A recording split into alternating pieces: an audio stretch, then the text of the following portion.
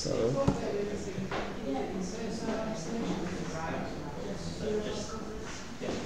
I don't. Guess there's a delay. Guarda che sei live. Posso vedere? Chiama tua mamma che ti veda. Mandale un messaggio.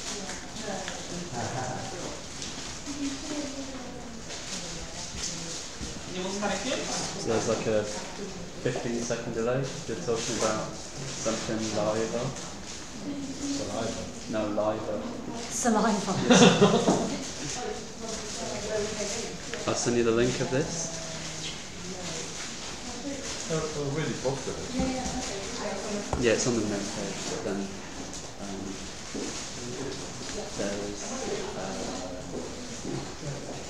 there's a specific link that we can get into. No, no, stai là. Poi ci usiamo come figurante.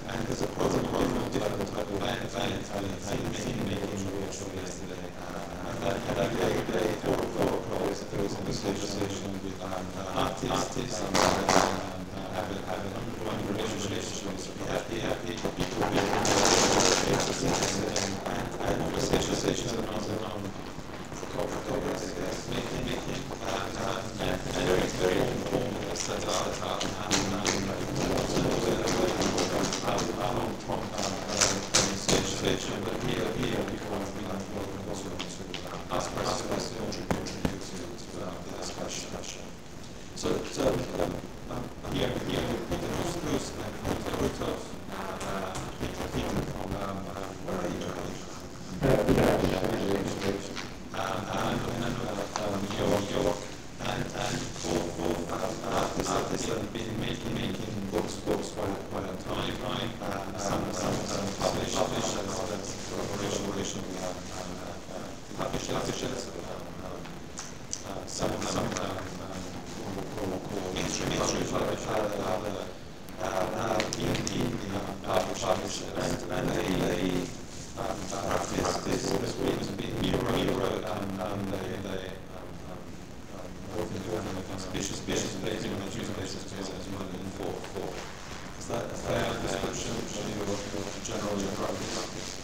More or less. Let's go to the 6. Well, the first question I was going to ask you to get going with this, this conversation also is based around the education just released published from the Journal of Europe, that is also published by the manual, and two of you featured in education. And I hope in education is divided into chapters, one which is called, as I published, the Playful. And maybe the first question that I can ask is in relation to the term play. It seems to me that your practices use play as a methodology as well as maybe form use form to exhibit your work.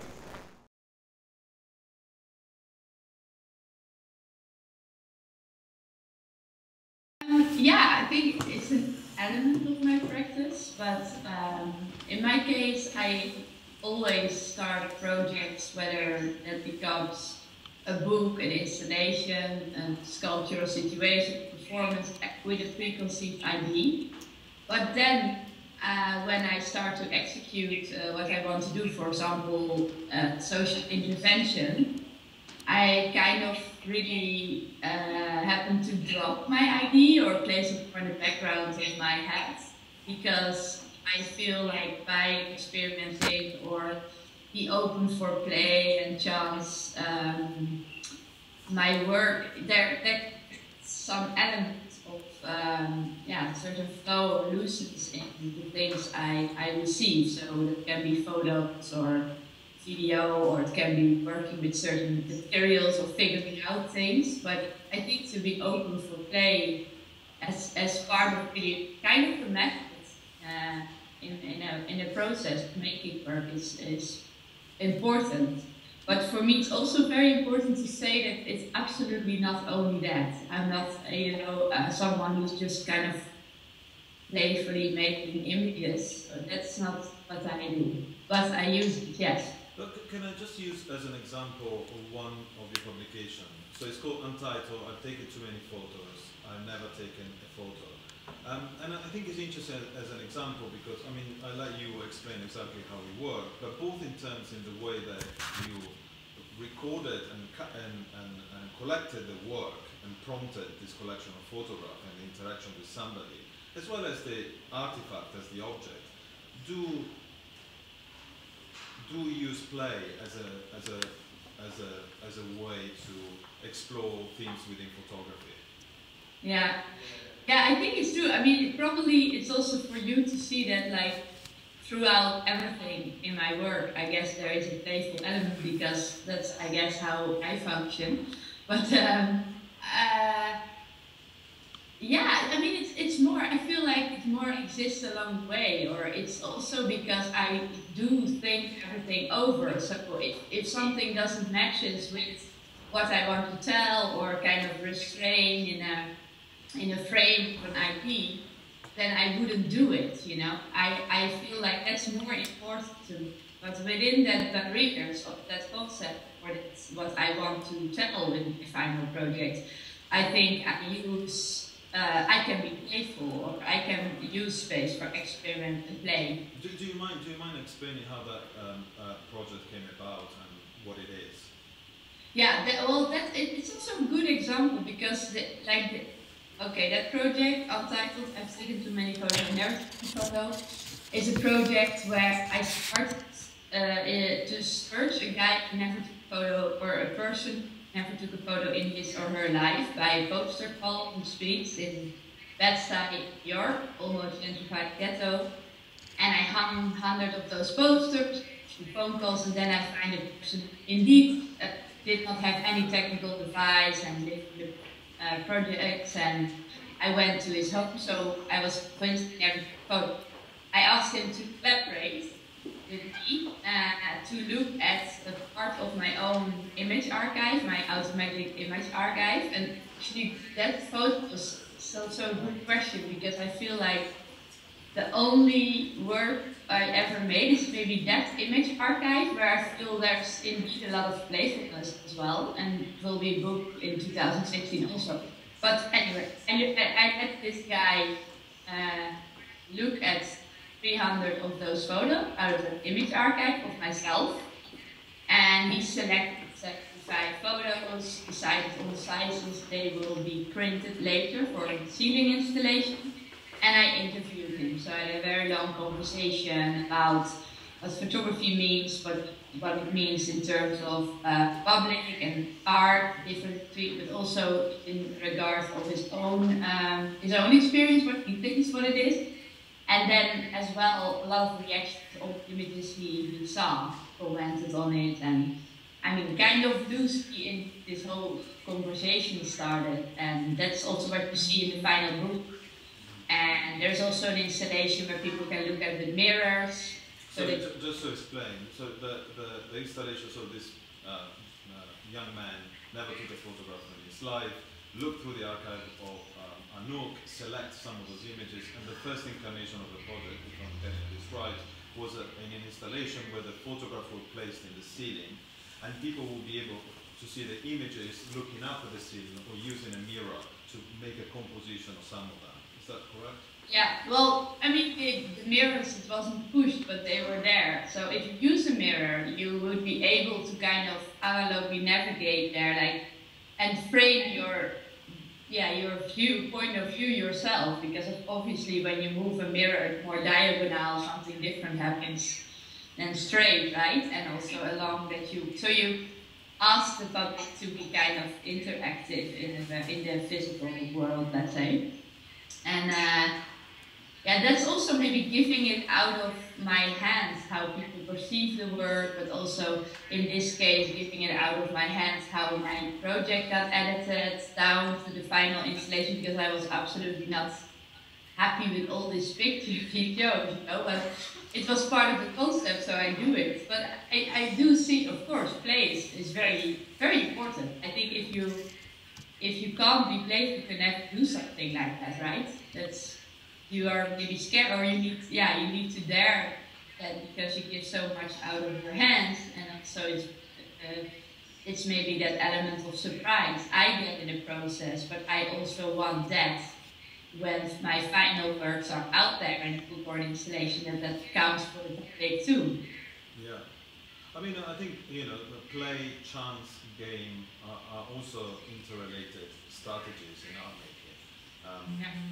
Peter, how do you see your practice in relation to the idea of play, if you do at all? Well, sure, yeah.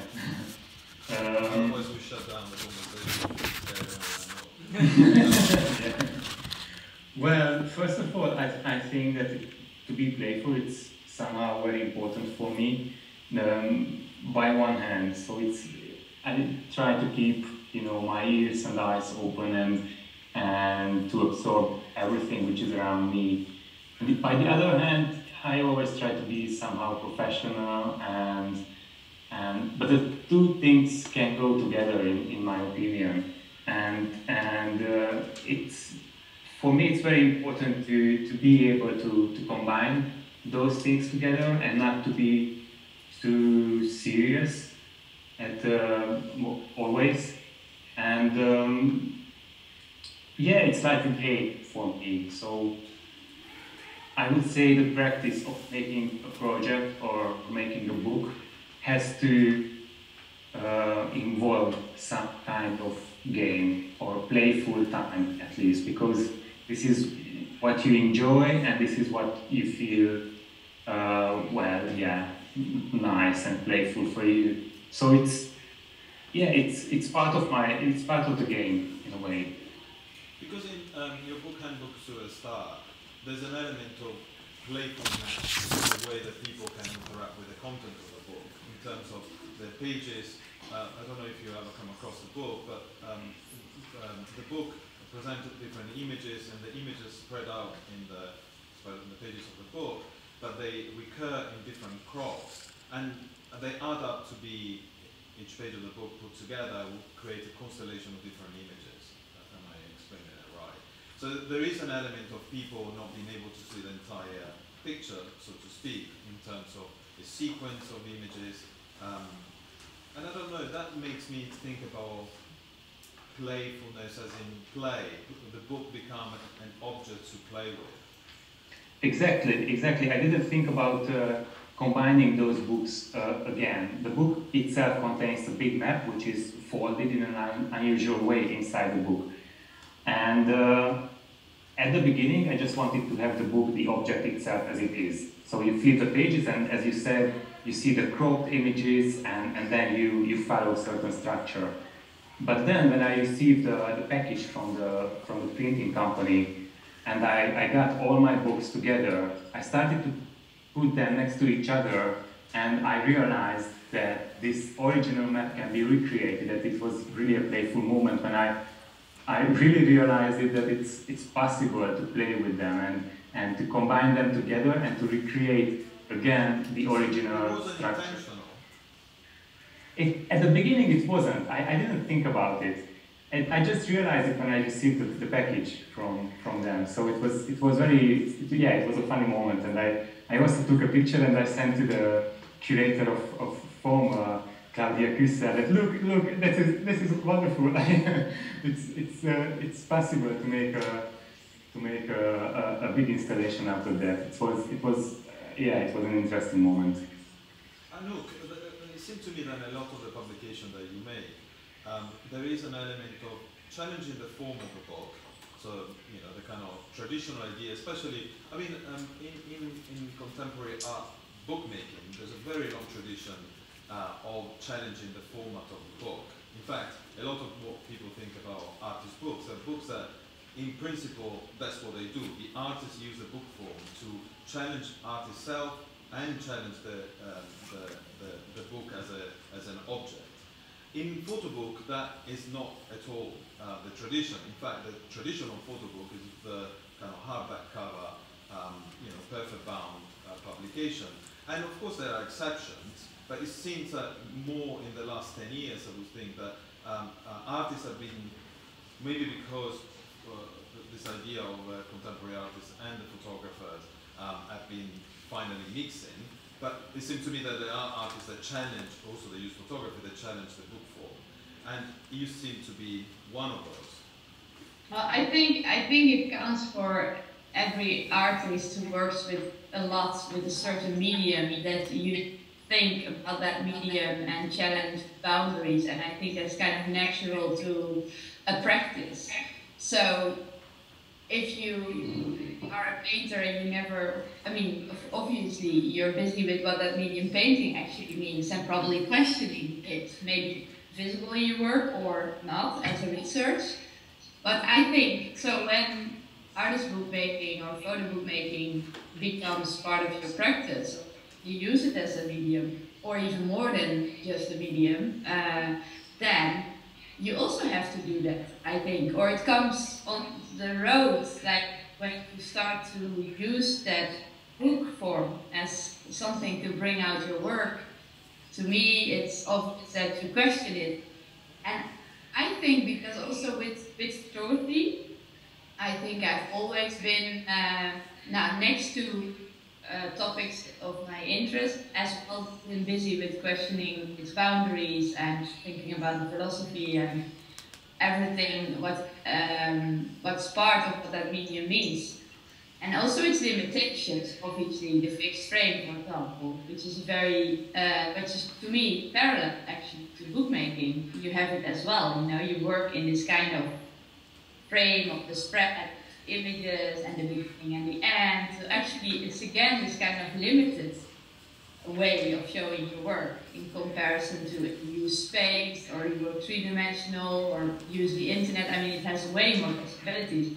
But that's also interesting about this. You know, I feel like when you are restrained, like with what a photograph can be, or a printable photograph of photography, as well as a book, then maybe it's interesting to push the boundaries and to rethink them and to naturally probably push that, because you love to work with that medium, but on the other hand, you have also some frustration, or at least that counts for me. I don't even think I can otherwise make good work. I always have to hate something or be somehow angry about a certain topic or very disappointed. It needs to touch me. So I need to have this anger or frustration or being touched before I actually start to do something with it. So with photography and bookmaking, I have it both. So that's why I like to work with things. I think. No relationship. So, Peter, is your practice coming from frustration and anger as well? I wouldn't say that. A bit, I think. Well, Peter or you? Question, about the question very much as well, that I don't get it, or I want to know more. Yeah. But okay. Not only a game, in my case, or yeah. No, we understood. It's okay. Anger and frustration. Up to now. Peter? Yes? What prompts you, well, I mean, I know this is a kind of too general question, but I think that's something, I understand exactly what Anouk means. I think people that in their practice challenging the boundaries of photography, the limits of photography, or are also then prone to do that in different media that they use, being in the gallery space or being in the book space. I wonder what prompted your interest in bookmaking? Well, in the audience. Sorry. Yeah. Well, in my opinion, I believe that bookmaking is a very important stage in the career of a photographer. I also see, by one hand, I also see the book itself as closure, or as a finissage of a project. So as soon as I have my book published, I know that the project is finished, and then I can step to the next one, or have more focus on other things. So one thing is that I see my books as some kind of portfolios, I would say, because as soon as I have my book, I know it's done and I'm ready to step forward. By the other hand, and it came very, very recently, I started to explore different medias all together and to see how the boundaries can be pushed together. So I mean, I will have some exhibitions early next year, but I'm trying to use the entire gallery space together, but all the connections, what you see, so you can imagine images on the wall and objects in the space, and all together they have some kind of connection between each other. And how can you put this three-dimensional environment inside the book? It's a very important question for me at the moment. So how to illustrate or how to play with the space itself, and how you can put it inside pages, because at the end of the day, every book is like a double spread of white paper, more or less.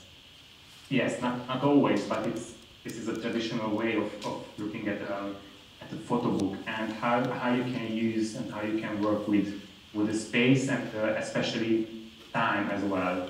This is going to be an important question in my future project. Why do you feel the need of having to translate in the book form the work in the gallery space? Is there a reason why you think that it needs to be in a book form as well as in the gallery? No, I don't see it as a catalog for the exhibition. I see it like, well, I had to start it a little bit earlier. I started to build installations and sculptures because I wanted to photograph something which didn't exist. So I had to build them myself. And then I destroyed these objects, and I only had the photographs. And the next step was, sorry? Why do you destroy the object and not?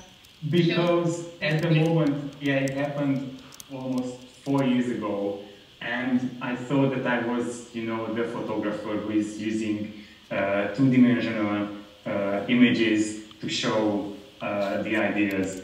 And then, actually, it happened when I did a Handbook to the Stars, what you mentioned, Bruno, earlier. And I continued building these objects. And after a while, I realized that the objects themselves are great as they are.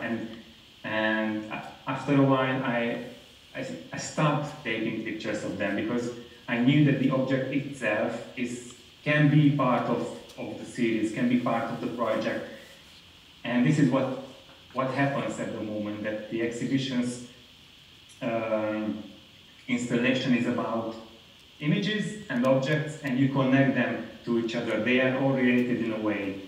And the story, what happens when you go through the exhibition, it has to be told, because the book, what I'm planning to create is about storytelling and how this entire space, which is one story, can be told in a book form. So this is why I would like to put the objects also, but not in a catalog way, like you have those, installation shots, and I don't want to put them in the book. And this is very challenging, how to work with the objects and how to put them inside the book somehow. We should say, I'm assuming that you're talking about the epic love story of a warrior. Exactly. Did you want to just give some background information about what this, because you've been working for quite a long time on this project. Yeah, it starts to be a little bit long, and hopefully,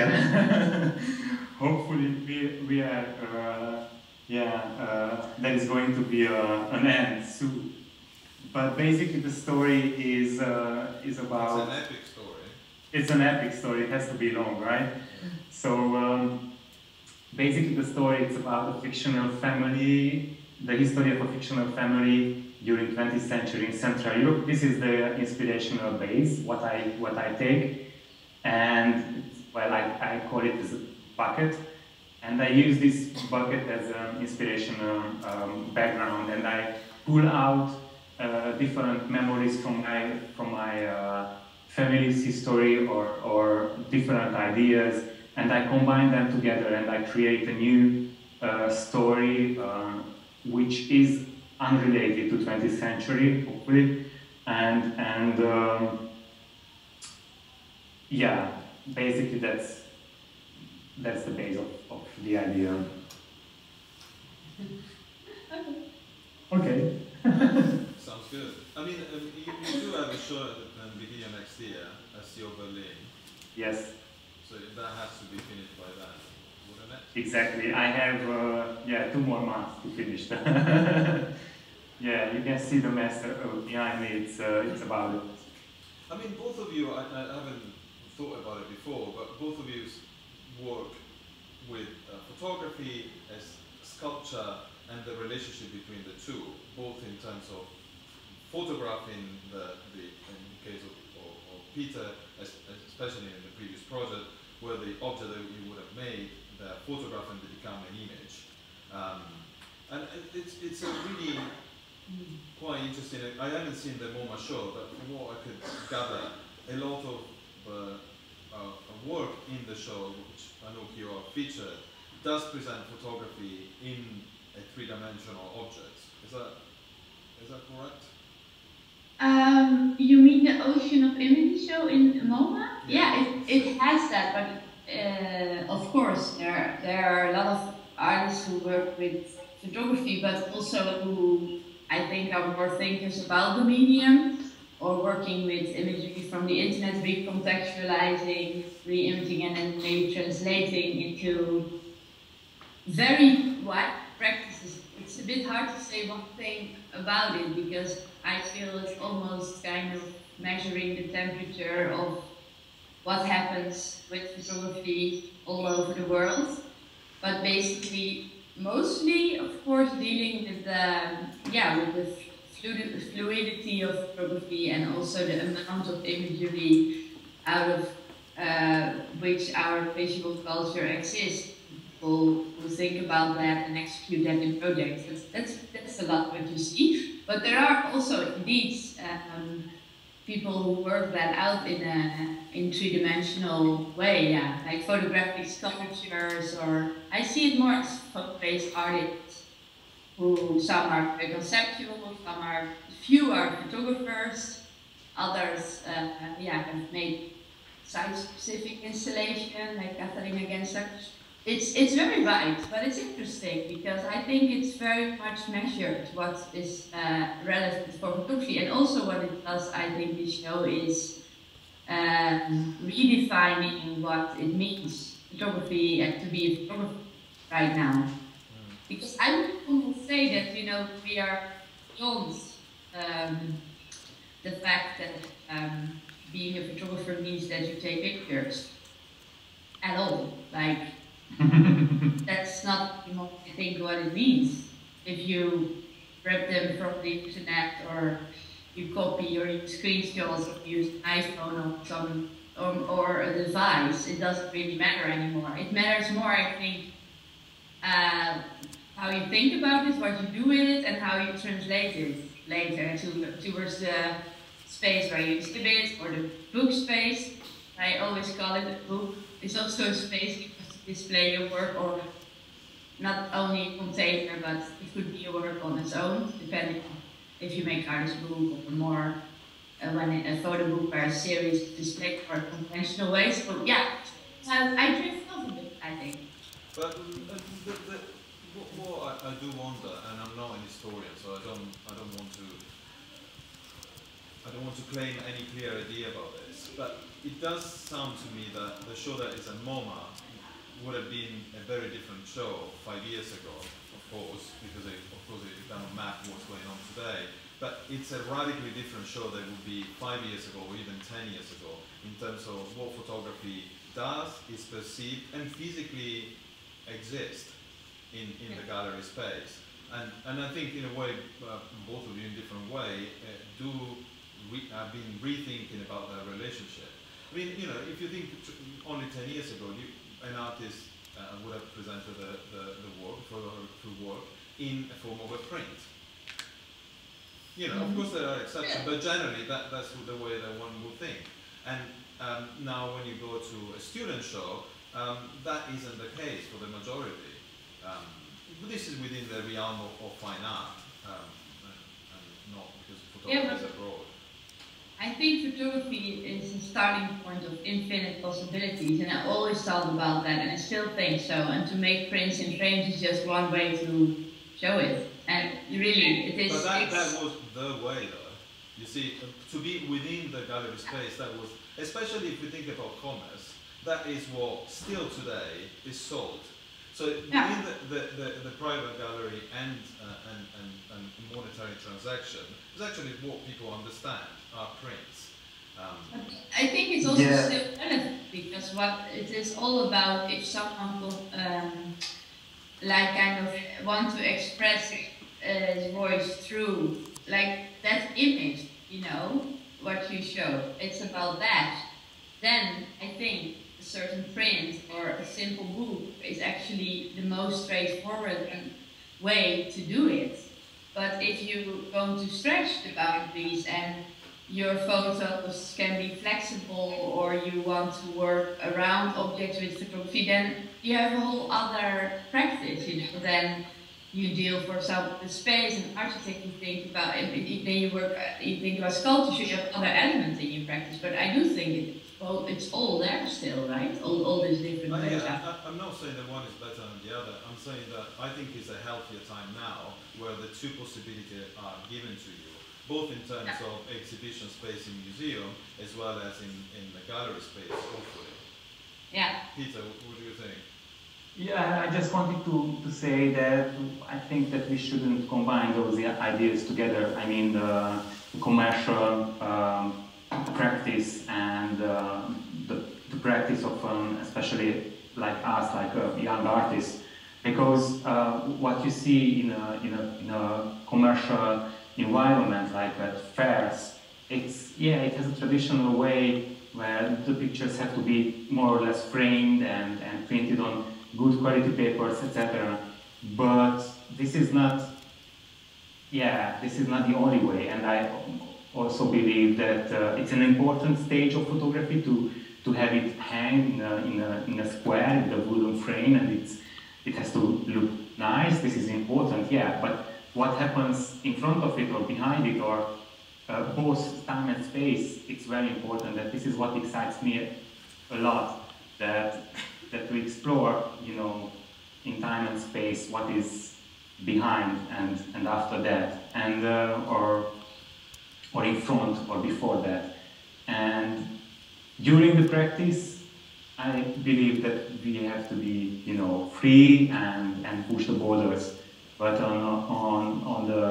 at the fairs, yeah, it has a traditional way to show them, and but it's a different question. We shouldn't worry too much about it, I guess. At least in my way. So I say it from my position. I'm just going to point out something else that I think is interesting in Peter's practice, is that the Handbook to the Stars, which was a self-published book, even though it came out of a residency and a relationship with the institution that was hosting you, I guess. Yeah. But at the same time, you also had a book published by, what's the name of the publisher? Kiev. That was a more traditional in forms and content in a way. And it's quite interesting because I think, could you tell me there's one picture that is in common between the two, or more than one picture? Yeah, there is one picture which is common. Yeah, it was, well, just to be, to inform people that this is the one you are talking about from Kiev, and this is the other, the Handbook to the Stars.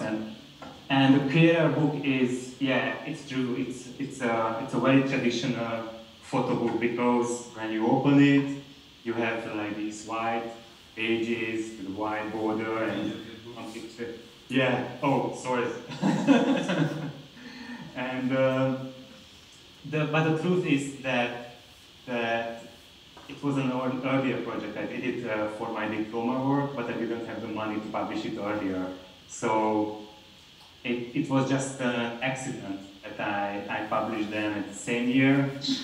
But I finished this one almost 4 years earlier than Handbook to the Stars. So that was, yeah, this is a little bit confusing, but, well, this is life, right? So, yeah. And Anouk, you've been promoting the idea of self-publishing in the form of a prize that I know that you want to talk about, so I think we should do it. It's always easier to talk about that, right? If you set up something for other, I don't know, then I get like... But why, well, I think that the interesting question is, why did you feel that, why did you devote your time in such a venture? Yeah, that's kind of a good question, because now I'm a bit like, what did I do? You know, it was so much fun. But that's maybe also kind of playful how I step into things. You know, I kind of, when I have the enthusiasm, I'm very intuitive, I just go for it. But in the sense that, I mean, of course, obviously I collect other artists' books and photo books and try to look as much around, and also through your website and collaboration, in fact, know each other, you come across a lot of self-published books. And it happens to me that I actually more, so often I think where my surprisingness comes from are books which are self-published, because of the fact I think they have no restraint, and often they have a more autonomous vocation. And I'm very drawn by that, and I have also a lot of self-published books by others which I swap or buy. And then I met John Phelan, and I think we shared that. I mean, that was our personal interest, and also, and on the other hand, I also came across more and more, I don't know, young people ask me where to publish, or that I heard that they had to give a lot of money to publishers, and of course, could be understandable, but sometimes, you know, it costs money, and of course, that's logical, you need to find it for a publishing house, but I also feel like that a lot of them was almost paying for exposure, and nothing happens then after these books are out. And to me, that paying for exposure or kind of felt something with this exploitation, I was quite against actually.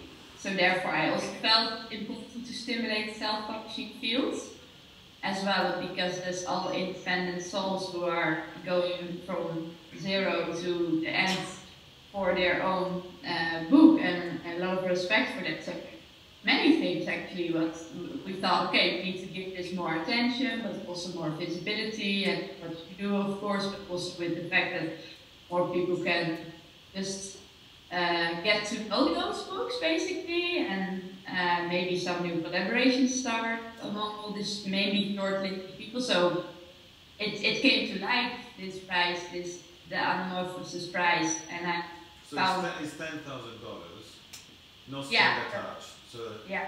and it's 3 of you choosing among all the submissions. Yeah, 350 this year. We have made a short list of 20. They go to the MoMA library, and 3 of them will be jury special mentions. So next to the winner who gets $10,000, and all the books which got sent go to Franklin Furnace Archive. That's also an artist book archive in New York. And yeah, so yeah, it's exciting. I made a video. I see through the social media, through the Facebook page, how much people are looking at each other's books and also start to swap and some conversations. You know, I feel like it's not only about this $10,000 for this one book, which wins, or this one author, which stimulates, of course, his or her practice, but it's more about that community as well. You know, a new community, more special attention for the 20, actually, in shortlist. And of course, it's also really interesting, like from a more ego perspective, I find it super interesting to see all those books together and to have the conversation with Charlotte Sutton and John Phelan and myself. We have very different backgrounds, and it's super interesting that sometimes someone proposes like a book and knows everything about it, the other can listen to it, so you learn a lot, and that's all positively. But it's true, it's a lot of work actually to set this up. That's crazy. I of course underestimated that. As happens sometimes, or more often in my case. So before I'll ask the audience here if they have any questions or regarding your own books or just general question. One of the things featured in the Aperture book is tips that we've asked self-publisher to give to the people that buy the book. So there might be people that young students or not quite young, but thinking about making their own publication. And would you like to give a tip or a recommendation or a suggestion? Peter first.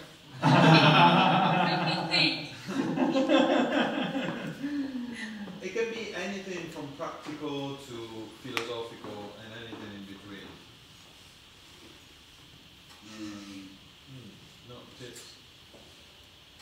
Well, I think it's an easy tip, but do it. Like, yeah, no orders, and yeah, if you want to do it, you can do it. And I know it's easy to say, but yeah, this is the first thing which comes to my mind. So, Anouk, next. Okay, my tip is maybe, yeah, of course, on a certain moment do it, but I feel more like when you didn't make a book yet, you really have to go to like off-print, to all these fairs where you see a lot of course, book publishers, more established, indie, as Bruno says, but also the people who are there with their own books, or maybe you can find them and check or the website of Self-Publishing Happy and investigate, I would say, way more in what it means to make a book, a good book, and I don't know, do that first, research here, then make a book, because there's an overload of photo books right now, and I think also when I saw this 350 books we got for the prize, there's, you know, it doesn't all have quality, so my tip is really do proper research and also speak with others who made books first and look at your book, what you made. You know, we can see the self-published book as a manual, it's exactly the point. I think that's really important because there is really too many and it gets a bit oversaturated, and there's also better spend a bit more time and make a good one than just have the pressure, oh, everybody's making a book, I need to have the book out because otherwise I don't mean anything in that world. I think that's really good, and you better do your research and take your time, you know? This gives me an idea that, you are totally correct, that there are too many books probably, and something which is important is to try to be somehow outstander or try to create something which you didn't see earlier or before that. Mm. Yeah, and also when you make dummies, like in your studio, among your research and you check things, I mean, you can make the dummies super great, do it yourself, but then as well bring that to other people, you know, everywhere, and have more conversations, so you kind of sculpt that book better and better. And if it takes a year, it doesn't matter, you know, you learn way more from that than thinking a book as a business card, because there's so many book collectors now and we have the internet and we can distribute it all very easy. It's all true, but it doesn't mean that what you're making is of quality, and it's the most important thing, that you make something where you stand behind it, that you're proud of yourself, you know. I think rather than being fast and just boom, make a book, I think. Yeah. Yeah. Okay, they both agreed. Do you have any questions that you would like to ask? Yes, go ahead. All right. What's the most important thing to you in a photo book, apart from the concept? What do you really like to see? Did you hear the question? Not really. So the question was, what do you look? No, sorry. What do you look for? Okay, basically, apart from the concept, what do the artists really like to see in a photo book? What really entices them into? For example, there's absolutely. If there's a selection of photo books, what are you looking for in an to artist's photo book? For me, it's really very clear. I think I always look. For me, I need like a vision, a strong concept, and someone who's really dedicated to subject matter. I think what this book speaks about. But then that needs to be translated in a book which fits. So I feel like when form and content are somehow very tense and at the same time balanced collaboration, often then, to me, that means a very good book. So just to spell it out, do you have a book in your mind that really, one of many, I'm sure, that you've recently seen or that you thought about recently that really show that interesting relationship between the content, the commitment in the content, as well as the form of the book? I mean, one example is the book of 2005 by Tora Dolphin Balker. It's also on the shortlist, but I think that's an example that has it. But most of the shortlisted book of our prize have that, I think. But just to spell out in the description what you mean with that. So this book, what does it have that make that tension between content and form interesting? I mean, maybe it's a lot of ingredients, you know. Of course, it's the size, where the paper, how the paper is printed, how you hold it in your hands, but also kind of design decisions in this book. It's a collection of Polaroids taken over 5 years, and they're very kind of mysterious and obscure. They're just little Polaroids on white pages, let's say. But if you read the back, like an interview, conversation between Tora and Tacita Dean, and also the beginning text, you got to know that among this year someone passed away, and you see a lot of like spaces with scanning devices, etc. And I feel like also it's very personal book, but also it's very relevant, because I feel everybody you know almost knows someone who goes through the scanning and cancer, all that rooms, you know, I don't know that. And on the other hand, it's very poetic, so there's a lot of interesting elements which come from a personal way that speak to others. And then how the book is made. There are these numbers, and sometimes they are missing because they're images, so it feels very much about memory and I'm not anymore knowing the time. So when you lose someone, if someone passes away, I feel like then you have that gaps as well. And also there's frame around of gray color around each page. So when you strip the book like that, you have whole gradient. And it also reminds me of, you know, the cards when someone passed away, and as well fading in time and color. There's like so many things which come magically together, and they speak to kind of content and aesthetic for, I mean, and it's just, when there is all that, then I think it's very successful, you know, the book. I mean, it's interesting, your books and the kind of Dutch tradition is very much of a relationship between an artist and a designer, which is not the case in many other places, in Europe and in North America. And I think, would you not think that, for example, this idea of sitting down and working on a book with a designer, it's a really big part of the process of bookmaking in your practice? Yeah. Oh, I think it's super important. I mean, the best is when you have a collaboration, of course. You have a very strong, autonomous, conceptual designer where you can have a good conversation with. But in my case, it's like actually not really true, because I do really collaborate with different designers, but sometimes I'm also having a bit too strong design ideas myself already. And then I kind of do it myself or halfly myself. It's really different. I have certain books which are really made by a designer. Some the concept of the designs together and then design done by some, and some I did myself. Also Happy Birthday to You, for example. I mean, not that that's the greatest design. It's a very special design. It's absolutely not representing for Dutch design, I guess, in what you mean. But yeah, and the new book, Automatic, you will see. It's somehow myself and then Christoph Nusli as advisor, because he's not with me here, and another woman, Chiara Wolfer, I work with now day to day behind the computer, but it's kind of a mix of people who are all doing the design. I don't know, I like collaboration. I think it's good. Peter, would you like to answer to the question? Well, I had a very interesting experience last month at Unseen Photo Fair in Amsterdam.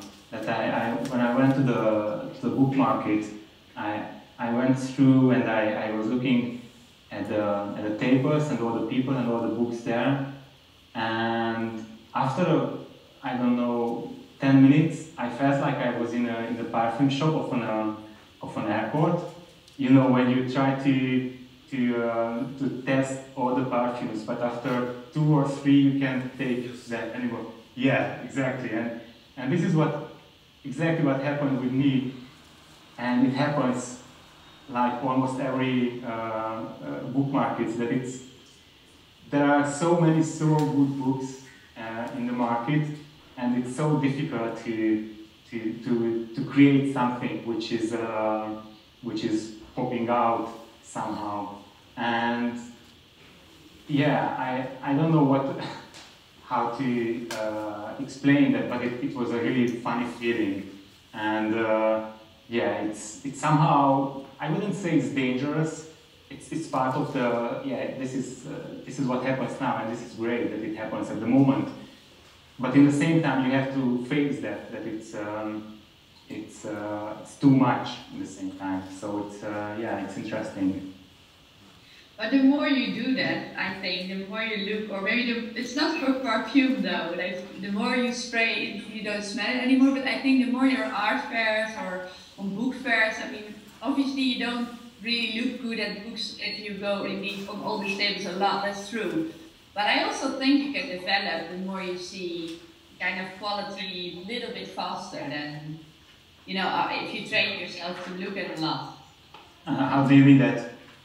Well, if you look more, if you used to look at all at books like for days in a row, you know, you just develop the way. I think you can handle more, you can take in more, but you can also maybe see faster if it is a book for you, which speaks to you, or you know how to talk to the people behind the table. You know that sometimes I love that when they, of course, explain certain books, and it makes for me way more sense. But they have not always time, but yeah. I agree with you. It is an overload, but it's also we should also celebrate that. You know, we should also be Exactly. like, isn't it amazing? You know, the New York Art Book Fair, and then you see like there's thousands of people apparently who are interested in books. I mean, we are bookmakers. We should be happy with that, right? Is there any other question? Yes. Yeah. So if it was about sort of when these kind of book fairs, is it design or is it content that comes out kind of first when you're looking at them? Did you hear the question? Yeah. Yes. Well, you know, of course, when you see a book on a table, it's totally true. You have the object in your hand, you flip through it. So visually, it's the first thing you get. You never get the content right away, you know. I think for that you need more time. So basically, maybe also a bit unfortunately, it is in the first case also about how it looks and how it's printed. And of course, certain images maybe you see immediately about the content, you know, but if it's more obscure, maybe not. But I think that needs to be good to convince people from the first look. And you always hear that also. Bruno knows everything about it. Like, people think about covers, the hardcover, like it's all about color.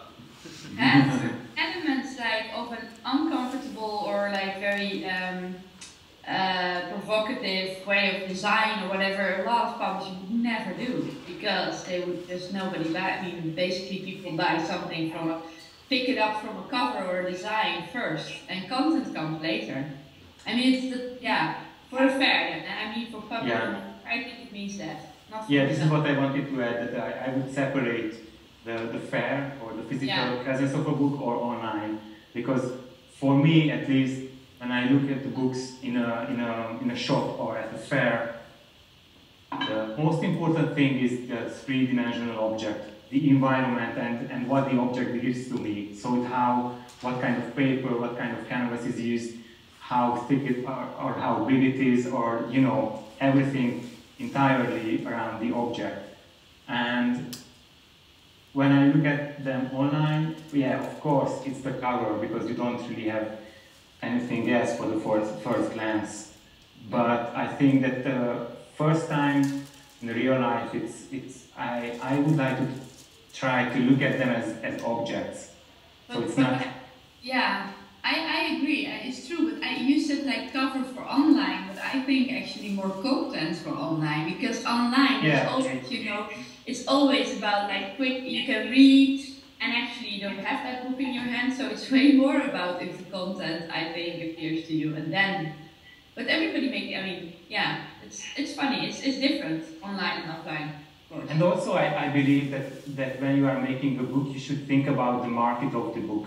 Where do you want to place your book? Do you want to sell them online, or do you want to go with your book to the fair? So you would like to push it through bookshops, because they are all different, and this is also. I don't agree. I think when you make a book, you should not think about those things at all.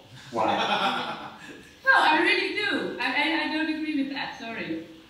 Yeah. But surely the cover is an important element of the book. Is it to attract somebody? Is it to discuss somebody? Is it to, you know, it has a function. But he said that you should consider the market. You should think about when you make a book. That's what he said. No, I would say that think about how you position. Of course, we are not going to be rich by selling books, but if you are not able to go to fairs, for example, and you would like to sell your book or to promote your book through online pages, it's a different way than you know that you have the budget and you have a backup to go to fairs and to go to New York. For example, for me, it's quite difficult to go to New York. So you see that? It's. I mean, of course, for me too, I don't do that either. But I just think, like, fundamentally about bookmaking is that thinking about those things come second place, you know? Yeah, I didn't say that it's a first question. Okay. I think it's fair enough if somebody wants to think as a commercial vehicle as well. You can do that, but I think for me, that's not me. It's not that if I think about good bookmaking, but I do understand it, and obviously, but I think I just feel like I need to say it here because at this moment actually it goes more into that direction. So it's good to to say the opposite somehow. Of course, you're visited that on 0.5, but yeah. not you have this crazy idea that you should not make compromises somehow. I think, you know. But yeah, it's true. Maybe it never circulates when your ideas are too radical. But also for that, I don't know. I kind of applaud that kind of path. You asked this controversial question. It goes always smoothly after now. Is there any other question? Yes, go ahead. Hi. Just a question about the structure of a photo book. How much text is enough in a photo book? Is the least amount the better, or is it? Did you hear? No. You didn't hear? No, anything. The gentleman is asking how much text is ideal in a book? Less, more? This is like a general. Yeah. If you That's make a a photo bit book difficult. to tell a story, if you want the story to go through to the person who's looking at the photo book, how much text are you allowed to for the reader to understand the story of the photo book? But do you mean a text explaining the book, or a text that is part of the book? It can be like abstract text, like small text, like any text that you put in the photo book. Okay. So it's not just an introduction. It's just talking about generally a text as an element in the book. Is that correct? Yeah, exactly. Do you want the pages to only show photographs, or and like have the special section for the text at the beginning or the end? Yeah. Do you want to answer? To be honest, yeah. To be honest, I barely read any text in photo books. Well, I don't know. I feel like I cannot answer that question, you know, because I would say that it's really totally related to what kind of book it is, right? Or is it? But I think if it's about the descriptions about a book for online, and then it should be short. But you could look at all the books which are made and find it. But I think when you deal with interviews or certain documents are part of your book, I mean, then you should all use that. It can be a lot of text. Or you have essays written by people or poets. I mean, it's too difficult to answer because it depends on the book. I mean, yeah, there is no general answer about that, I guess. Sorry. I think it's interesting to think that if you think about independent presses and self-published books, there's rarely an introduction. I mean, I'm talking about a specific element in the book. A traditional book, you know, a title page, a title page, and then you go into introduction, or there's an afterwards. That often is used as a means to understand the book, you know, or give authority to the book. Somebody give authority to the book in the way that they, you know. And I think, and thank God for that, that is gone. Because I think as soon as that was in the hands, the book is in the hand of an artist, there's not that, or a certain generation of artists, there's not that desire or need to have that approval or explanation of a project. If it's done as a text that is part of the project, as Anouk was saying, you know, informal documents or whatever it might be, then it's just an element in the book, you know, informal caption or text, etc., etc. But I think it's interesting that those introductions are gone. Yeah. Okay, is there more questions? One more. We'll take the last one. Yeah. This question might be a bit difficult. Okay, but here we go. So, when you make a photo book, there's a lot of decisions to consider, and you're in this kind of constant battle with yourself on what to kind of put in there and consolidate it down into something beautiful. How do you know when enough's enough? How do you know when you're not stepping over the boundaries and, you know, essentially could be messing up your project rather than having something beautiful, final, and festive? Can you repeat it? So when you're developing a project, when do you know that it's finished? And is that a good time to conclude in the form of a book or an exhibition, I assume? Is that what you call the jump in the shark? I heard so often that question. I mean, it's a good question, but but it's wow. You want to go first? Go ahead. Go ahead. I mean, yeah. Again, wow. It's just a bit too difficult to answer because I feel like when I have a book what exists out of photos which come from one intervention I did, like pixel stress, for example. My book, and then I have all these photos, I have recordings, I have text, then I start to make montages. On a certain moment it feels right, I did work enough, I exhausted the material enough, it's laid out, and then that should be together for the book. Can I help you? I think, if you think about the too many photos, for example, that project exists in different forms at different times. It was an exhibition, it was a kind of booklet thing that you did to consider the exhibition, then you rethought about the project in the form of a book. Yeah. And I think it's interesting, this idea that, a body of work becomes different thing at different time. Would you not think, that it's not like, because traditionally you would think, I did this big project, and that the ultimate end of it is this set of images in the form of a book. But actually, if you think about your practice, and many other people practice it, it's an ongoing... I think it's true, it should be fluid. I mean, I agree with Peter before, in a way, that he said, like, sometimes the book, or for him, the book, it's also the end of a project. I think that happens quite a lot, with photo books. Also already the original photo books, like a photo series exposed over the white pages of a spread, with an introduction indeed, but still now, I think it offers a good suitcase. But it's not only that. I mean, I like to be more fluid. I think you can always revisit your work, or rethink, or use elements out of one project to the other. But it doesn't answer the question, because, when do you know it is, it's a book? Peter can't answer to this question, I can tell you that. Because if you didn't have a show, you've probably been working on this for another 5 years. Hopefully not. I think some of it's experience. The more experience you have doing it, usually you say, okay, I have enough to say this is good. Sometimes people that are experienced make books that are crap because they put too much in and they don't edit. But I think usually the more you do it, the better you get at it. So do you hear?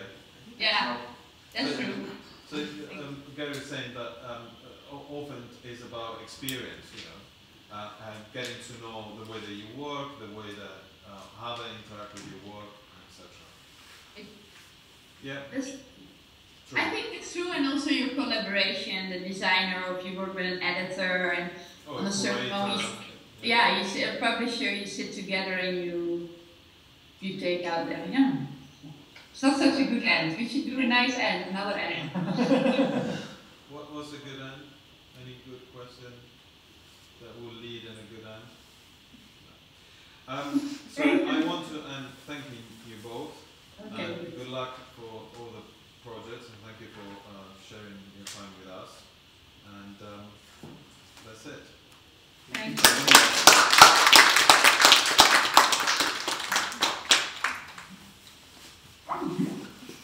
Thank you.